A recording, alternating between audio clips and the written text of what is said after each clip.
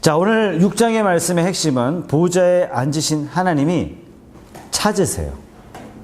네, 찾으세요. 보좌에 앉으신 하나님께서 찾으시는 말씀이 오늘 6장의 말씀이라고 할 수 있습니다. 6장의 말씀은 이사야 전체 성경 중에서 53장과 같이 매우 중요한 성경이 오늘 이사야 6장의 말씀이에요. 이사야 6장 1절 말씀에 보면 보좌에 앉으셨는데 보좌에 앉으신 그분이 누구세요? 하나님이시죠. 53장은 어떻게 소개되고 있습니까? 우리 무리의 죄악을 담당한 어린 양이 소개되고 있죠. 6장에는 보좌에 앉으신 하나님이 소개되고 있는 겁니다. 그래서 6장이요, 굉장히 중요한 성경 중에 하나라고 말씀하고 있습니다. 그 보좌에 앉으신 하나님이 내가 누구를 보내며 누가 우리를 위하여 갈고 하시면서 사람을 찾고 계신다라는 것입니다. 자, 6장의 1절부터 7절까지는 그 구도가 하나님께서 사람을 준비시키시고 8절부터 13절까지는 하나님께서 파송하세요. 자, 오늘 말씀에 보면은 하나님의 영광을 본 이사야가 깜짝 놀라죠. 그죠? 스랍들이 뭐라고 얘기해요? 천사들이 거룩하다, 거룩하다, 거룩하다. 이 상황을 봤던 이사야는 복되도다 말하는 것이 아니라 뭐라고 얘기해요? 와, 영광스럽다 이렇게 표현한 것이 아니라 화로다, 나로 망하게 되었도다. 하나님을 봤는데, 하나님의 영광을 봤는데 화로다, 나로 망하게 되었도다. 이 표현은 무슨 뜻이냐면, 왜 그렇죠? 죄 때문에, 죄 때문에. 그래서 오늘 말씀은 어떻게 이사야의 죄와 악을 제거해 주시는지, 또한 죄를 제거함 받은 이사야가 전해야 될 하나님의 메시지는 무엇인지, 또 이사야가 하나님의 메시지를 전달할 때 청중들은 그 메시지를 어떻게 받는지, 이걸 통해서 우리는 하나님 앞에 어떻게 부름받았고 어떻게 사명으로 세워졌고 우리는 이 세상에서 어떠한 사명을 감당해야 되는지 말씀을 통해서 함께 살펴보겠습니다. 자, 1절 말씀이에요. 1절 말씀에 우시야 왕이 죽던 해 내가 본즉 주께서 높이 들린 보좌에 앉으셨는데 그의 옷자락은 성전에 가득하였고. 자, 1절 말씀이 언제로 소개되고 있냐면은 우시야 왕이 죽던 때라고 소개되고 있습니다. 우시야 왕이 죽던 때.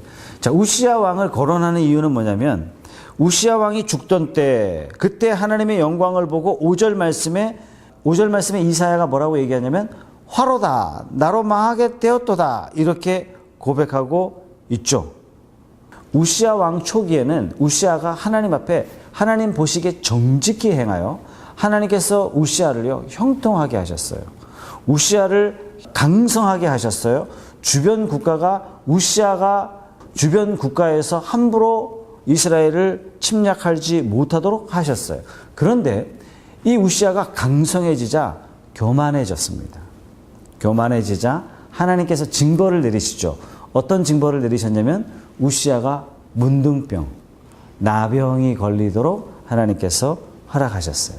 자, 나병 걸린 우시야가, 즉 하나님 앞에 범죄한 우시야가 죽었어요. 오늘 1절 말씀은 그렇게 소개하고 있는 겁니다. 이때 이사야가 뭐라고 얘기해요? 자기도 하나님을 봤어요. 하나님의 영광을 봤어요. 그러자 이사야가 뭐라고 했냐면 화로다, 나로 망하게 되었도다 이렇게 이야기하는 거예요. 마치 문둥병자가 죽게 된 것처럼 이사야는 절규하고 있는 것입니다. 자, 이미 지난주 우리가 말씀 볼 때 이사야 5장 말씀에 보면은 화 있을진저 이렇게 경고하고 계시거든요. 6번이나 하나님께서 화 있을진저, 화 있을진저 이렇게 말씀하세요. 그리고 6장에 와서는 화 있을진저 서기관과 바리새인들이여 이런 식으로 화 있을진저 백성의 장로들이여 백성의 지도자들이여 이렇게 말씀하시다가 6장에 와서는 누구를 향해서 말씀하세요? 그 화가 누구에게 임하고 있어요? 이사야가 자기에게 그 화가 임하고 있다는 것을 깨닫는 거예요. 화로다, 나로 망하게 되었도다. 이렇게 그 화가 자기에게 떨어진 것을 지금 보고 있는 겁니다. 자, 이사야는 하나님이 임재하시는 그 경험을 통해서 스랍들의 경건한 모습을 대하게 되면서 비로소 이사야가 뭐라고 고백하냐면 나는 부정한 사람입니다. 나는 죄인입니다. 이렇게 고백하고 있는 거예요. 아니 세상에 왕도 문둥병으로 죽고 모든 백성들도 화 있을진저 이렇게 말씀하셨는데 6장에 와서는 화로다 나로 망하게 되었도다 이렇게 고백하면서 이 나라에 임한 총체적인 망국을 이사야는 고백하고 있는 것입니다. 신약 성경에도 그런 말씀이 있죠. 그죠? 네, 로마서 3장은 어떤 말씀이 있어요? 기록된 바 의인이 없나니 하나도 없으며 그러므로 율법의 행위로 그 앞에 의롭다 하심을 얻을 육체가 없나니 율법으로는 죄를 깨달음이라. 자, 세상에서 평범한 사람들이 하나님의 말씀을 받는 그 순간 첫 번째 대면은 뭐냐면 마음의 평화로다, 기쁨이로다, 화평이로다. 그게 아니란 얘기예요. 말씀을 받는 그 첫 번째 대면의 현상은 뭐냐면 화로다, 나로 망하게 되었도다 이거예요. 하나님을 만난 죄인이 경험하는 첫 번째 감정은 뭐냐면 와, 위대하신 하나님을 만났으니까 너무 거룩하시다. 이런 감정이 아니라 죄인이 하나님을 만난 순간 죽음이에요. 오늘 이사야가 그 경험을 하고 있는 거예요. 이사야가 하나님 앞에 서원을 하죠. 주님, 나를 보내주십시오. 제가 가겠습니다. 이런 고백하기 전에 이사야가 무엇을 경험했어야 됐냐면 절망을 경험하는 시간을 갖게 되는 것입니다. 그것이 1절부터 5절까지의 말씀이에요. 자, 오늘 말씀에 하나님께서 이사야 개인의 죄를 다루시는 것은 절대로 아닙니다. 자, 이사야 1장 4절로 한번 넘어가 보겠습니다. 이사야 1장 4절. 자, 이사야 성경이 쓰여진 궁극적인 배경은 뭐냐면 온 나라가 범죄했다. 희망이 없다. 희망 없는 이 이스라엘에게 하나님께서 한 줄기 빛 희망을 보내주겠다. 뭐예요? 이새의 싹이에요. 자, 이사야 1장 4절의 말씀 다 같이 한번 읽어보겠습니다. 시작. 슬프다 범죄한 나라요 허물진 백성이요 행악의 종자요. 뭐라고 말씀하세요? 슬프다 범죄한 나라요 허물진 백성이요 행악의 종자요 행위가 부패한 자식이로다. 그들이 여호와를 버리며 이스라엘의 거룩한 일을 만홀히 여겨 멀리하고 물러갔도다. 누구를 향하여 말씀하세요? 하나님의 선택함을 받은 모든 백성들이 다 이렇다는 얘기예요. 자, 이 범죄한 백성이 어떻게 죄가 해결되는지를 계시하시는 말씀이 이사야 말씀이에요. 구약시대 죄사함 받는 길은 뭐였죠? 구약시대는 어떻게 죄사함을 받아요? 히브리서 9장 15절 말씀 찾아보겠습니다. 히브리서 9장 15절. 이로 말미암아 그는 새 언약의 중보자시니 이는 첫 언약 때에 범한 죄에서 속량하려고 주구사 부르심을 입은 자로 하여금 영원한 기업의 약속을 얻게 하려 하심이라. 구약 시대에도 범한 죄에 대해서 예수님의 대속을 통해서 사함을 받을 수 있었다는 얘기예요. 그래서 구약 시대는 오실 메시아를 믿고 구원받았고 신약시대는 오신 메시아를 믿고 구원받은 거죠. 과거에는 양을 잡아서 대속하는 이 사건을 통해서 뭘 바라보는 거예요? 장차 메시아께서 오셔서 이와 같이 우리의 죄를 대신해 주실 것을 뭘 통해서 내다봐요? 구약의 제사 제도를 통해서 내다보는 거예요. 그러면 구약의 제사를 지내면은 죄가 해결됩니까? 자, 거기에 대해서 로마서 3장 25절을 한번 다 같이 읽어보겠습니다. 3장 26절 두 절의 말씀 시작. 이 예수를 하나님이 그의 피로써 믿음으로 말미암는 화목제물로 세우셨으니 이는 하나님께서 길이 참으시는 중에 전에 지은 죄를 관과하심으로 자기의 의로우심을 나타내려 하심이니 곧 이때 자기의 의로우심을 나타내사 자기도 의로우시며 또한 예수 믿는 자를 의롭다 하려 하심이라. 여기 가장 중요한 말씀 중에 하나가 뭐냐면 간과하셨대요. 간과하셨다는 말은 뭐냐면 죄를 보고도 못 본 척 하셨다는 뜻입니다. 자, 그래서 뭐가 필요했어요? 그동안 길이 참으셨대요. 하나님께서 길이 참으셨어요. 언제까지요? 26절 말씀이 곧 이때까지. 이때가 언제예요? 자기 아들을 화목제물로 세우실 때까지 길이 참으사 구약시대에 사람들의 죄를 어떻게 하셨다고요? 간과하셨대요. 어떤 사람들의 죄를 간과하셨어요? 제사 제도로 하나님 앞에 나왔던 사람들의 죄를 간과하셨대요. 그 미뤄두셨던 그 죄를 어떻게 처리하세요? 드디어 갈보리 십자가에 예수께서 십자가에 달리실 그때 과거의 모든 죄들을 다 용서하사 하나님께서 인류를 구원하시는 놀라운 역사를 하셨다는 얘기입니다.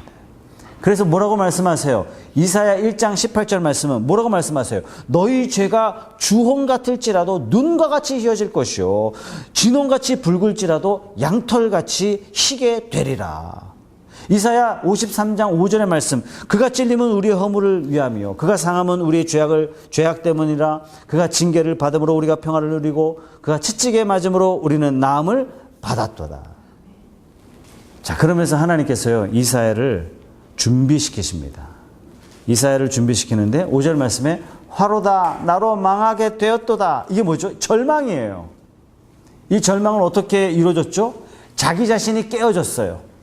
하나님의 영광을 보자 경험했던 것입니다.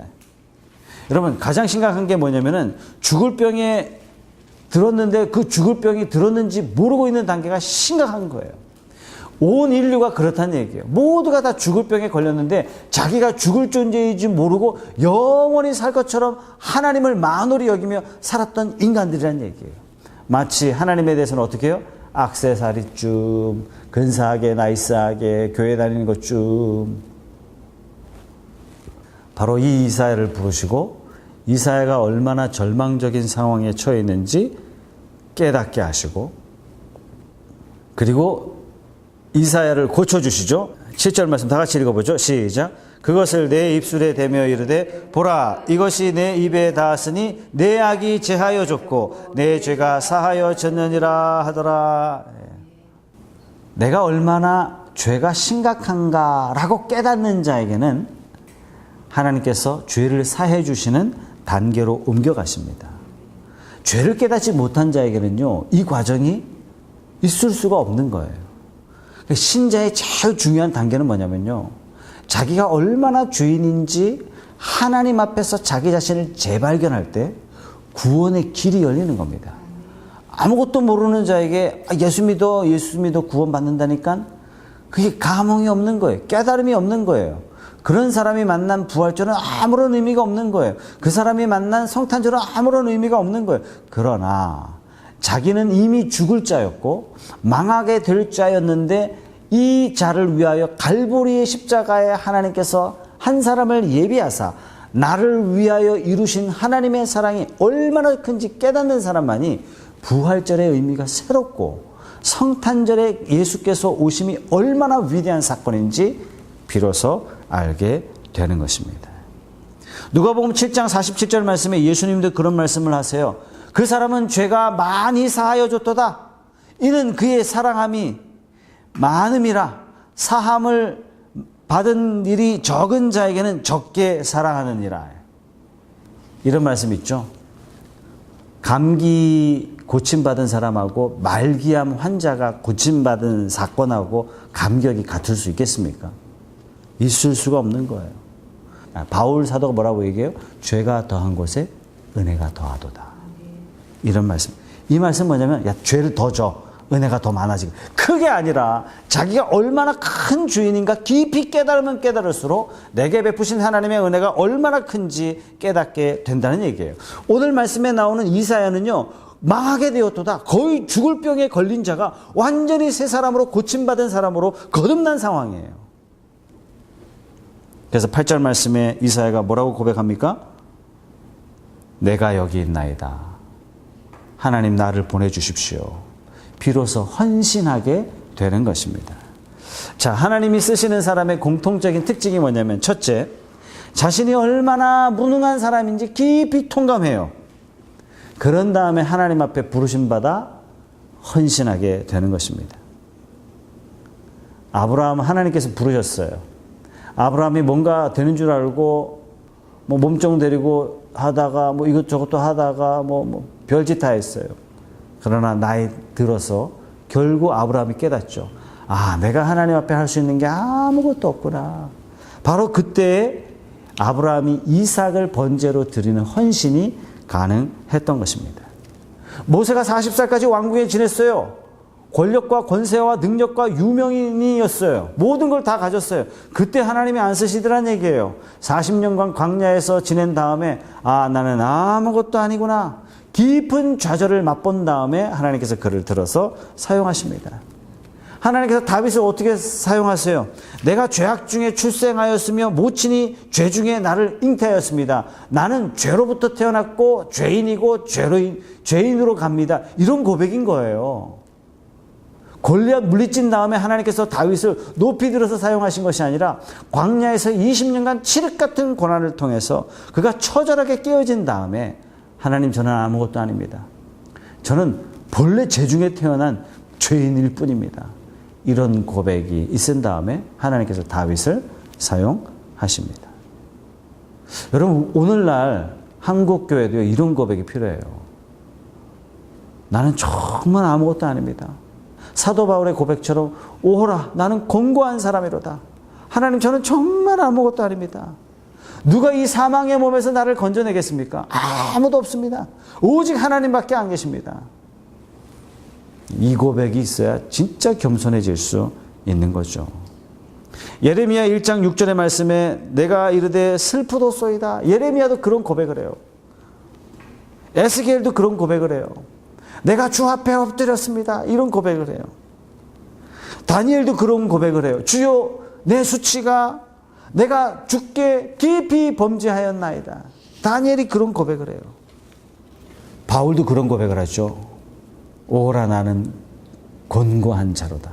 누가 이 사망의 몸에서 나를 건져내랴. 우리는 다 율법에 매인 바 되었다. 우리는 율법에 갇힌 자 되었습니다. 이게 누구 고백입니까? 바울의 고백이거든요. 우리도 하나님 앞에 그런 고백으로 서야 될 줄로 믿습니다. 그리스도의 영광의 복음에 눈이 멀어 본 사람이어야 복음의 증거자가 될 수 있는 겁니다.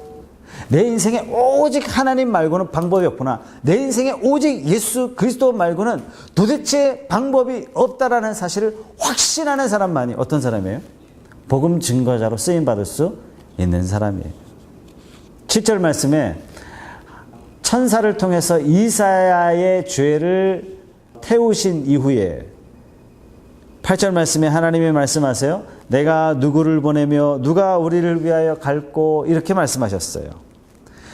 나로 망하게 되었도다 라고 절망했던 이사야가 무슨 은혜를 받았냐면 용서의 은혜를 받았어요. 사제의 은총을 경험했어요.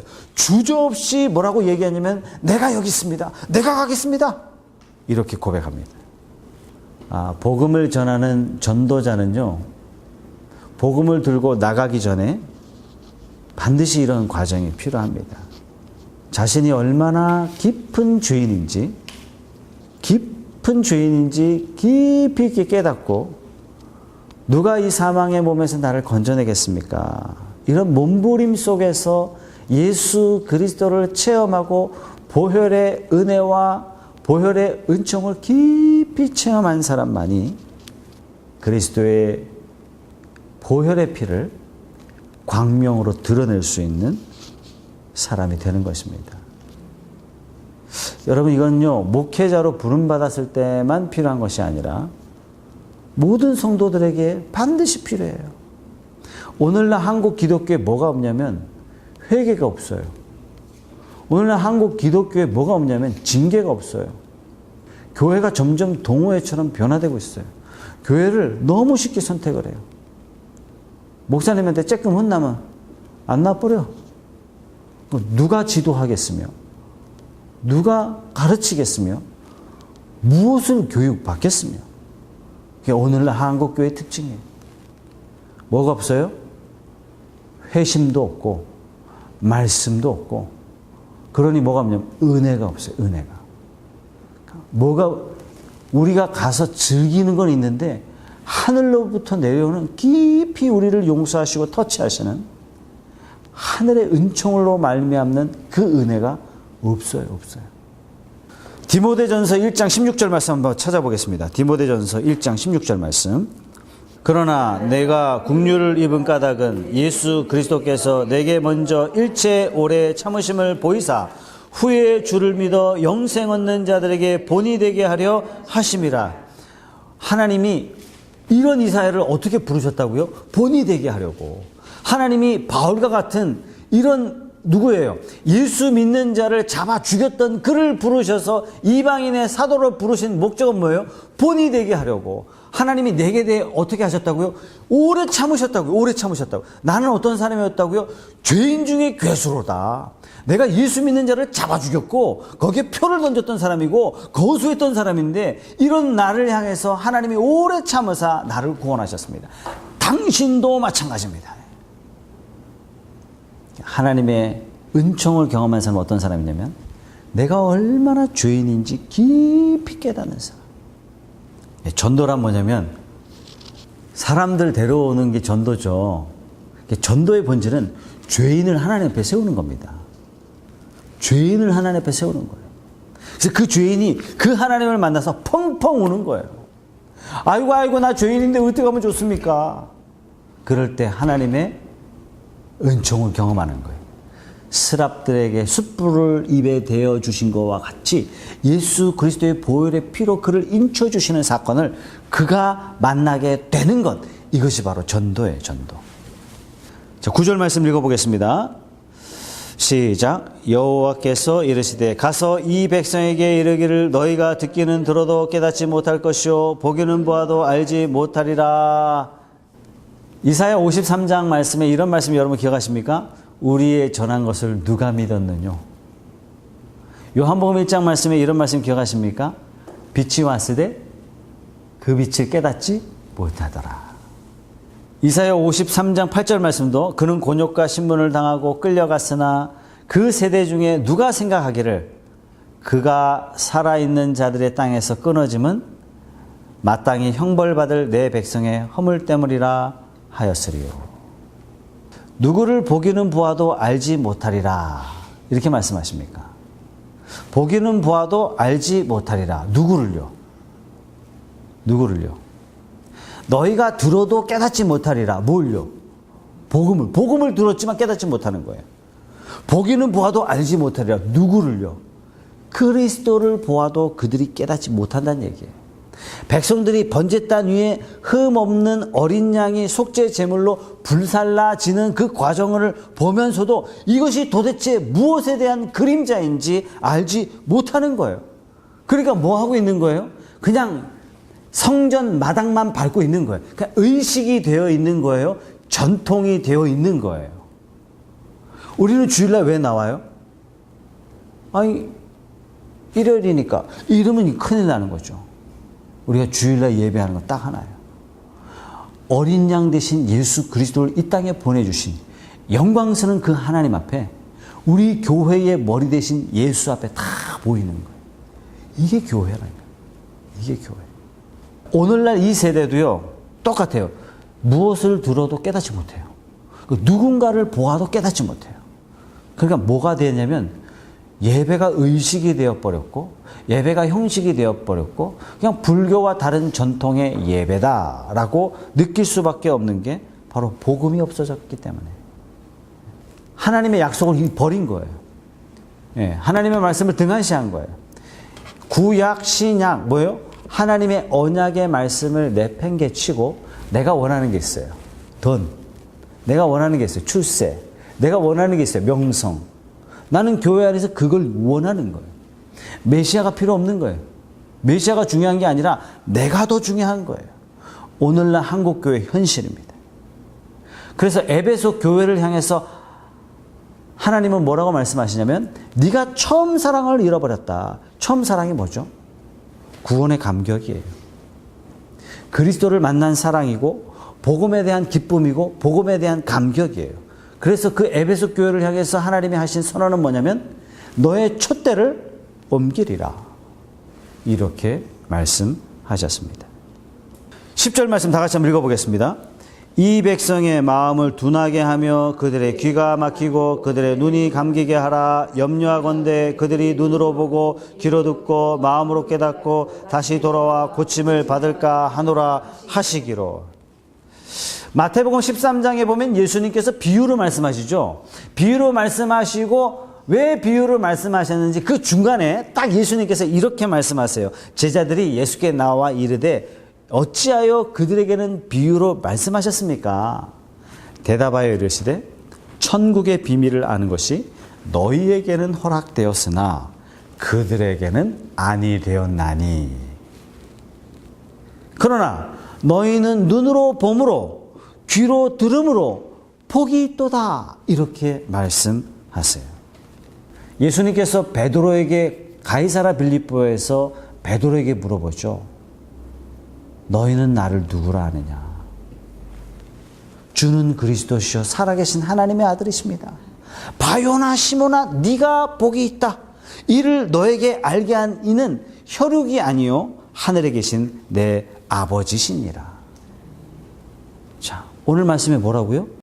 누구는 들어도 깨닫지 못하고, 무엇을요? 복음을 들어도 깨닫지 못하고, 예수를 보아도 알지 못했는데, 예수님 당시에 누가 예수를 죽였어요? 로마 사람이 죽인 게 아니라니까요. 메시아를 기다렸던 유대인들이 예수를 죽였어요. 그래서 예수님께서 베드로를 칭찬하세요. 너를 알게 하시는 바요나 시몬아, 너의 고백은 참으로 복되도다. 전도자는 예수님 믿으세요라고 전해야 됩니다. 당신은 하나님과 화목하셔야 됩니다. 라는 이 메시지가 반드시 전달이 돼야 됩니다. 거기 이후에 따른 인간의 책임은 하나님이 물으시는 거예요. 그러면 한 사람이 구원받는 것은 내가 전했기 때문에 내가 구원시킨 겁니까? 아니죠. 모든 것은 구원의 절대적인 주도권은 누가 쥐고 계시냐면 인간의 선택, 인간의 외침, 인간의 호소 이것이 아니라 하나님의 주권 속에 있습니다. 인간은 누구나 하나님 앞에 서게 될 날이 옵니다. 저와 여러분도 불현듯 우리가 생각하는 것보다 훨씬 더 빨리 하나님 앞에 서게 될 겁니다. 그때 화로다, 나로 망하게 되었도다 하고 다 깨어지고 부서질 것입니다. 이 책임이 우리 자신에게 있다는 사실을 하나님은 명확하게 말씀하셨어요. 예수님은 명확하게 말씀하셨어요. 마태복음 13장 14절 15절 말씀 찾아서 한번 읽어보겠습니다.